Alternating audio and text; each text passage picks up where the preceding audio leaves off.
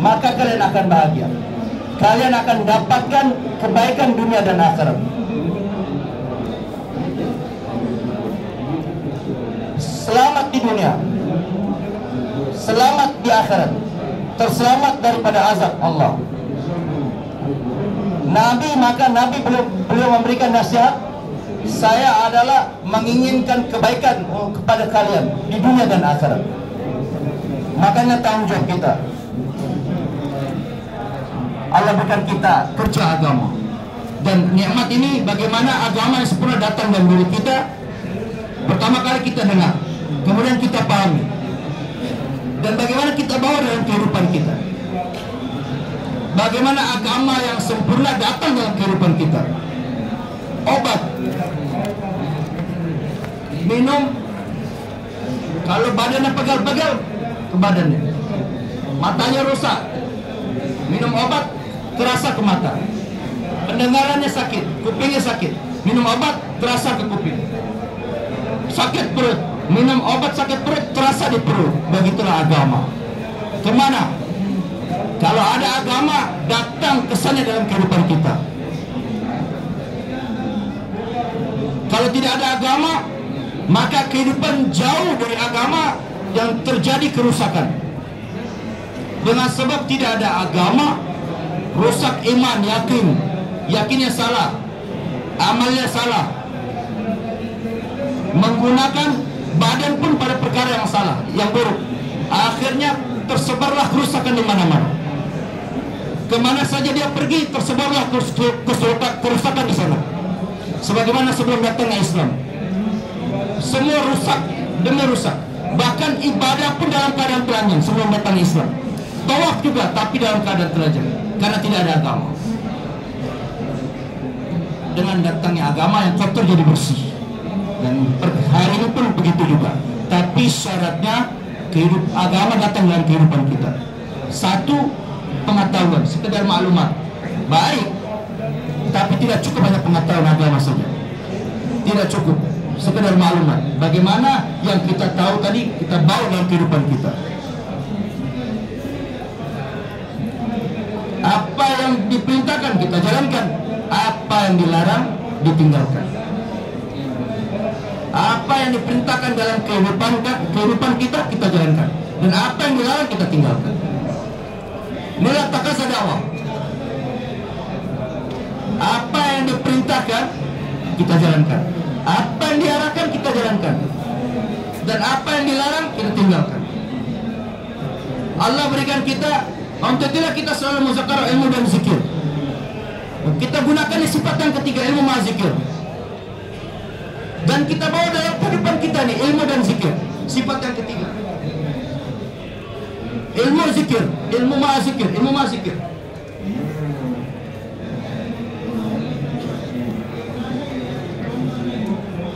Lo katakan seperti jalan rel kereta api itu. Kalau ada relnya baru bisa jalan tuh kereta api. Kalau ada jalannya, ada relnya, baru bisa jalan. Dua rel itu ilmu dan zikir. Rel tadi ada dua sisi, itulah namanya ilmu dan zikir. Ini yang terutama, ini yang paling penting. Untuk itulah tuan-tuan mulia, dakwah kita bergerak, tidak keluar kita di jalan Allah, harus selalu dari ilmu dan zikir. Yang pertama kali, sifat yang pertama kali iman, yakin. Kehidupan penuh dengan yakin kepada Allah. Kemudian ibadah. Bagaimana ibadah betul? Perlu ada ilmu dan zikir. Sehingga hubungan kepada Allah betul, ibadah kita betul dengan ilmu dan zikir. Untuk itulah sifat yang ketiga kita diajarkan. Tapi hari ini kita sudah tidak bahas ini lagi, ilmu dan zikir. Nabi, dakwah para nabi, dakwahnya para nabi yang paling mengesankan adalah hilang kejahilan. Hilang kejahilan dari umat. Karena dakwahnya dakwah ilmu dan zikir. Karena dakwahnya ilmu dan zikir, bukannya bergerak, bukannya keluar saja, bukannya bergerak saja. Tentunya mesin gilingan gandum, tapi tidak ada biji gandumnya di dalamnya. Bergerak saja. Bagaimana mengeluarkan gandum, tepung gandum? Kapan bukan mengeluarkan tepung gandum kalau dimasukkan biji gandum. Tuan-tuan mulia, bergerak kita bukan kosong, bukan mesin gilingan yang kosong, tapi dengan ilmu dan zikir. Kalau ada ilmu zikir, maka tuan-tuan bergerak mengeluarkan hasil. Maka bergerak dengan ilmu zikir. Solat bergerak dari rumah ke masjid, bergerak dari mana? Dari rumah ke masjid.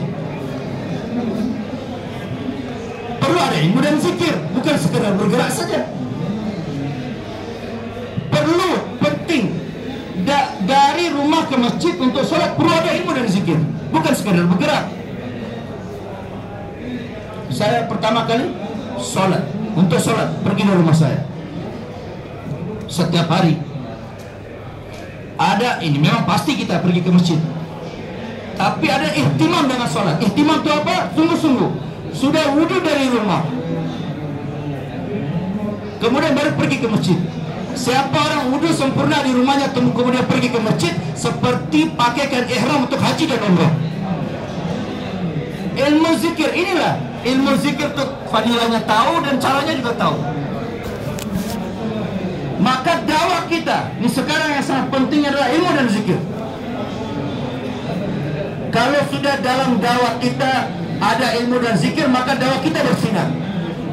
Dakwah kita bersinar, yaitu ilmu dan zikir. Ilmu, apa perintahnya, apa caranya. Seperti tadi saya kasih contoh, keluar rumah untuk pergi ke masjid, bukan sekedar keluar rumah untuk pergi ke masjid, tapi satu lagi itu setiap hari kita buat, tapi ada ihtimam, wudhu di rumah kemudian pergi ke masjid. Siapa yang wudhu sempurna di rumahnya, pergi ke masjid sebagaimana orang yang ihram untuk pergi haji yang diterima. Beliau katakan mudah tak pergi haji dan umrah? Susah untuk pergi haji, tapi sangat mudah didapatkan pahalanya dengan wudhu di rumah. Kita buat amal, kita tahu fadilahnya. Dengan amal ini apa yang Allah akan berikan kepada saya. Pedagang, dia menjual, dia tahu harganya segini, modalnya segini, untungnya segini. Dia tahu modalnya segini, untungnya segini. Dia tahu walaupun hanya sabun saja, dia tahu berapa modalnya, berapa untungnya. Tentu melihat sabun potong untuk cuci baju, dia tahu modalnya berapa dan berapa yang dijual, berapa untungnya. Ini modal saya dan ini harga jual saya. Inilah pedagang. Pedagang itu apa? Dia tahu apa untung saya, berapa untung saya. Kalau hanya makan, kalau hanya ngabisin, tidak tahu berapa untungnya, ini bukan pedagang. Nabi sallallahu alaihi wasallam bersabda, kullun nas yabdu fa bai'un nafsahu mubiqaha wa mutiqaha. Seluruh dunia ini, seluruh manusia pagi dan petang hari menggunakan potensialnya seperti orang berdagang, sebagaimana penjual menjual barangnya di pasar. Setiap orang menggunakan potensialnya di dunia ini setiap hari, sebagaimana pedagang pergi ke pasar setiap hari. Gunakan potensial untuk dunia saja, ataupun gunakan potensial untuk dunia dan akhirat. Gunakan potensial untuk maksiat, maka orang merugi. Kullun nas yabdu fabai'un nafsahu mu'tiqa. Setiap orang dia gunakan potensial dia, kadang dapat untung, kadang dapat rugi. Gunakan potensialnya, tapi malah dapat musibah karena salah menggunakan potensialnya. Cara yang betul menggunakan potensial tadi salah, maka datang musibah. Bagaimana menggunakan potensial yang betul? Allah berikan agama. mulai dari hari pertama Nabi Adam alaihissalam, anak Nabi Adam, manusia, dakwah pertama kali disampaikan kepada manusia, yaitu dakwah yang hak. Kalau dakwah hak disebarkan, maka gunakan potensial pada perkara yang hak. Kalau tidak diajak pada dakwah yang betul, gunakan potensial pada perkara yang batil. Alladzina dhalla sa'yuhum fil hayatid dunya wa hum yahsabuna annahum yuhsinuna sun'a. Seakan-akan usahanya sudah betul, ternyata sia-sia dan menganggap itu baik, padahal nggak dapat hasil apa-apa. Yang malah yang dia dapat adalah azabnya Allah Subhanahu wa taala. Maka dakwah rahmatnya Allah akan datang. Gunakan potensial sesuai yang betul supaya datang ridhonya Allah. Harta diri potensial gunakan untuk Allah. Di mana kita gunakan? Di mana yang mendatangkan cintanya Allah, untuk beribadah kepada Allah. Untuk beribadah kepada Allah. Allah berikan kita tegakkan ibadah. Salat, puasa, zakat, haji. Kita gunakan potensial kita untuk ibadah. Kemudian yang kedua, gunakan potensial kita untuk akhlak. Harta diri kita untuk memperbaiki hubungan kita kepada orang.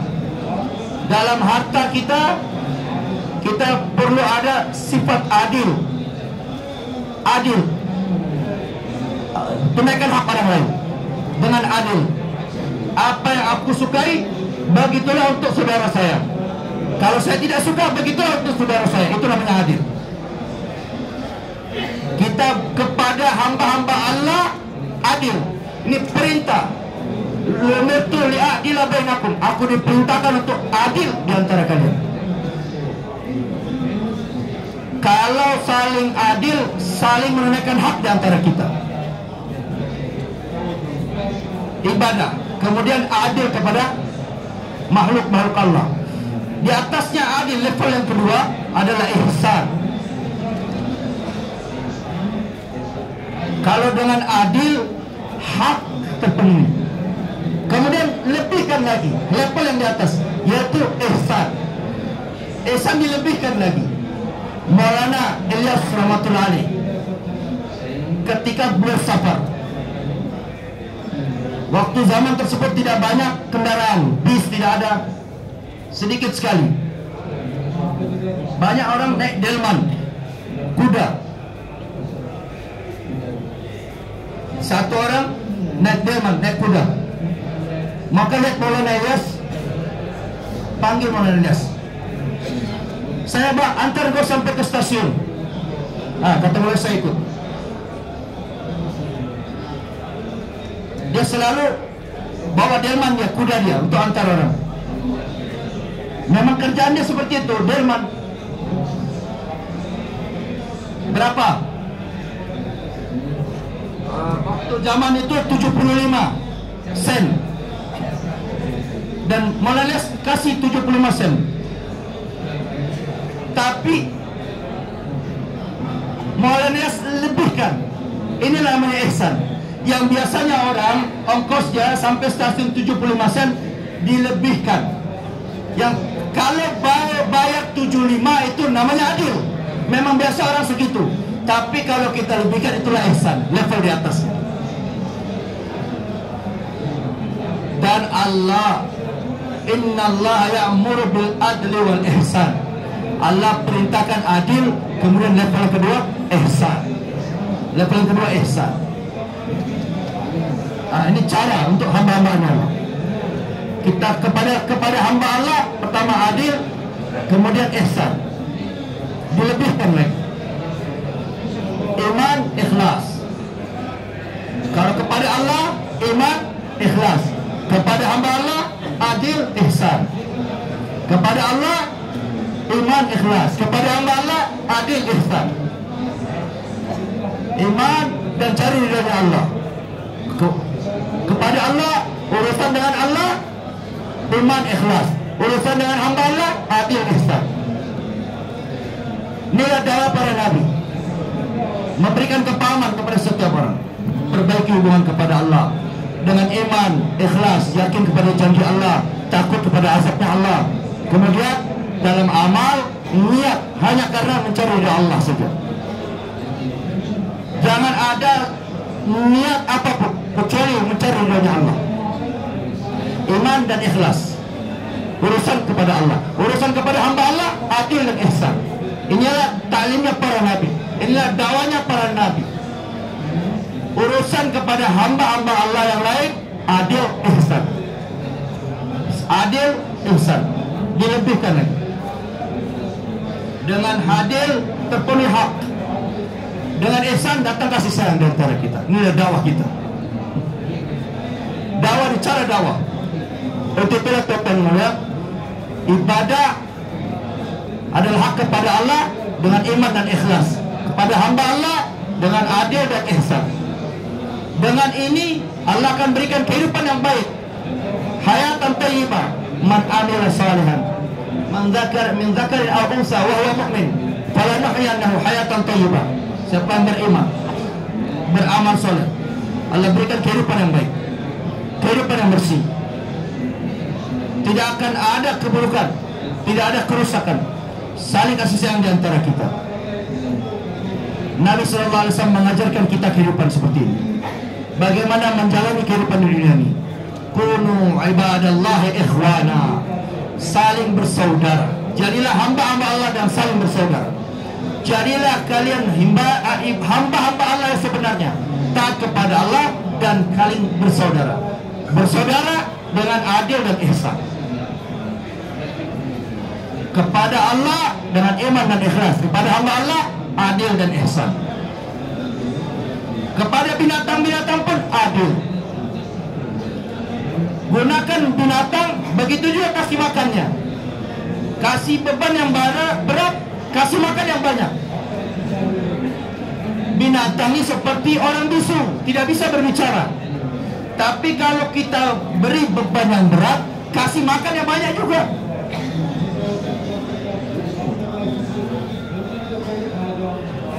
Teman-teman, dakwah kita bukan kurut saja, bukan. Dakwah ini semuanya lengkap. Inilah maksudnya ilmu dan zikir.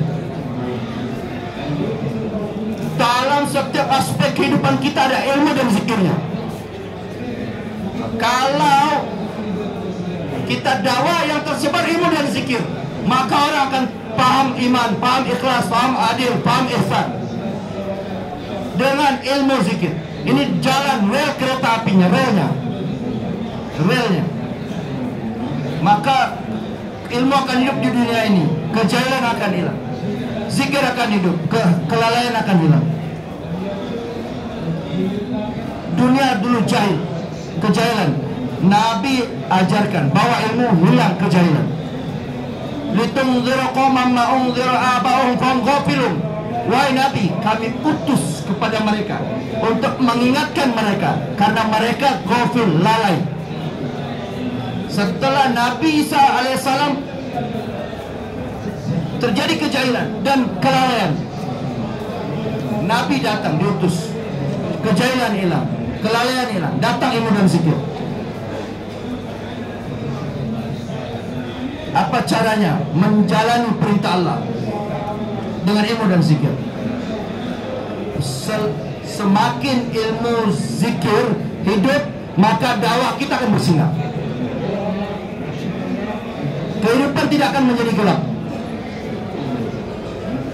Dalam setiap sisi akan bersinar. Dakwahnya Nabi, ta'limnya Nabi seperti ini. Kejahilan levelnya segini, maka ilmunya harus sama. Kegelapannya segini, maka harus diterangkan segini juga.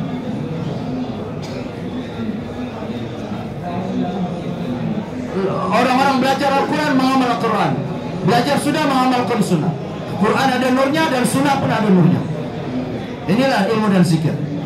Maka kehidupan kita bagaimana datang pada jalan ini.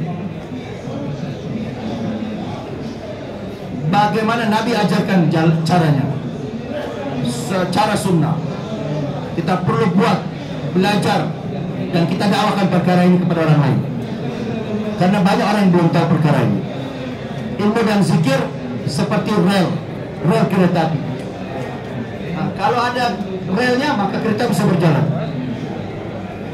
Nah, kalau ada ilmu dan zikir maka kehidupan akan betul. Pedagang akan betul pedagangnya. Karyawan akan betul karyawannya kalau ada ilmu dan zikir. Apa saja. Kalau ada relnya, ribuan mil pun bisa jalan kereta api. Inilah dua rel dalam kehidupan kita. Kalau tidak ada relnya, bagaimana mau jalan kereta tadi? Kehidupan kita. Berhenti di situ aja kereta tadi, kereta api tadi, tren tadi. Inilah yang terutama dari 6 sifat. 6 sifat datang dalam kehidupan kita. Iman, ibadat, ilmu, zikir,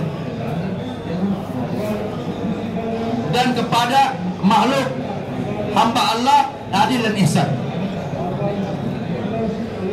Teman-teman, kalau ini semua sudah ada wujud pada diri kita, infiradi istimai akan betul. Usaha istimai itu harus ada hasil infiradi.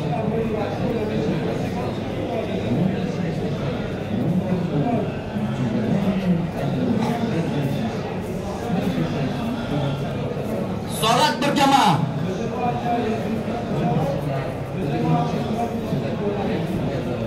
Salat berjamaah, tapi yang dapat untung masing-masing lebih baik daripada salat sendirian.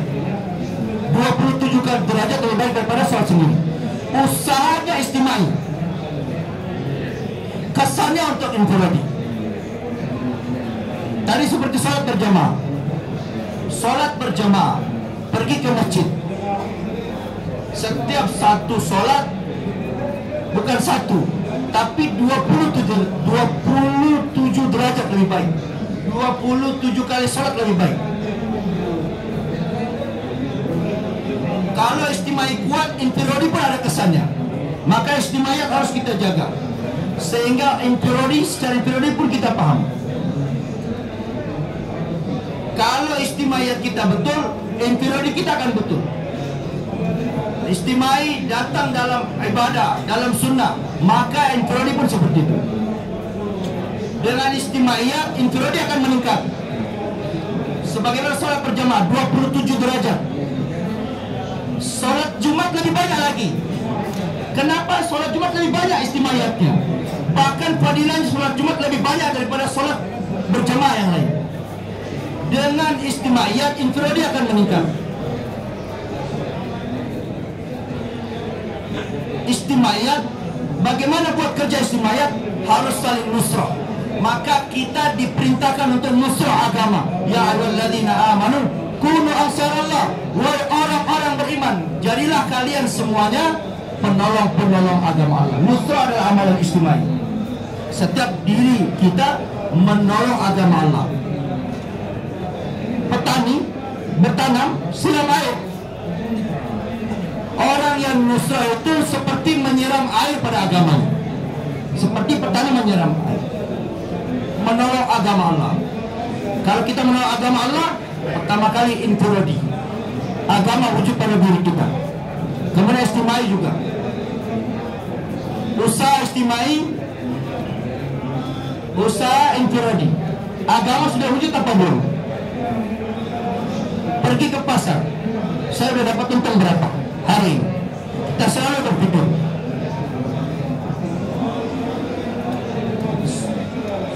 Pergi ke pasar, tahu apa untung saya nanti. Wal tanzur nafsum ma qaddamat lighat. Setiap orang harusnya berpikir, untuk akhirat apa untung saya? Apa yang sudah saya dapatkan? Saya sudah untung apa untuk akhirat? Apa yang saya akan dapatkan di akhirat? Untuk itu Allah berikan kita agama. Usaha kita betulkan, ilmu dan zikir, maka kita akan betul jalan kita. Untuk itulah tentunya kita perlu bergerak di jalan Allah. Kita harus bergerak di jalan Allah supaya agama, supaya kehidupan kita jadi sempurna. Agama sempurna dalam kehidupan kita, bukan hanya sekedar 40 hari. Sempurna agama, iman, yakin. Iman, yakin. Ini kehidupan yang sempurna, agama yang sempurna. Allah yang Maha Penolong, Allah yang berkuasa. Kemudian dalam amal ikut Nabi. Ini adalah karunia yang sangat besar. Yakin kepada Allah dan ittiba kepada Nabi. Kemudian yang ketiga, sayang kepada hamba-hamba Allah dengan penuh rasa kasih sayang, dengan menginginkan kebaikan kepada setiap orang.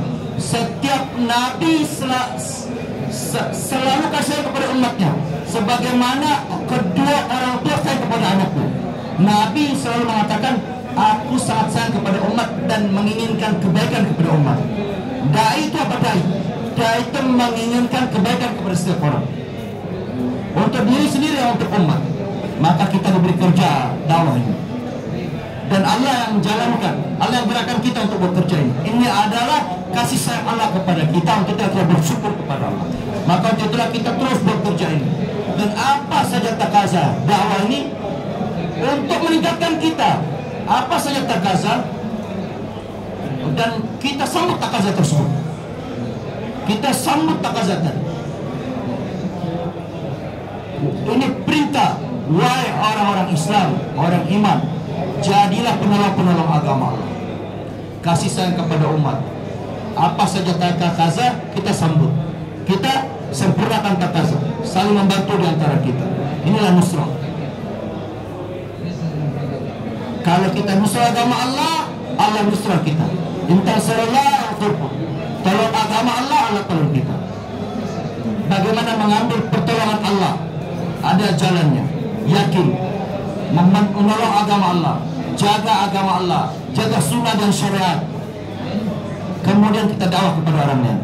Semua bersedia tonton. Apa saja takaza kita sambut. Semua bersedia tonton. Siapa yang bersedia tonton?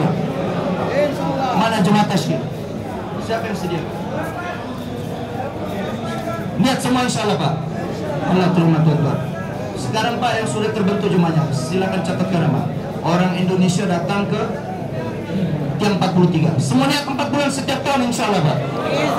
Yang datang hanya istimewa saja 40 hari jadi 40. Insya Allah yang datang semua tengok-tengok, lihat-lihat istimewa jadi 40 hari. Insya Allah. Nah, sekarang catatkan nama.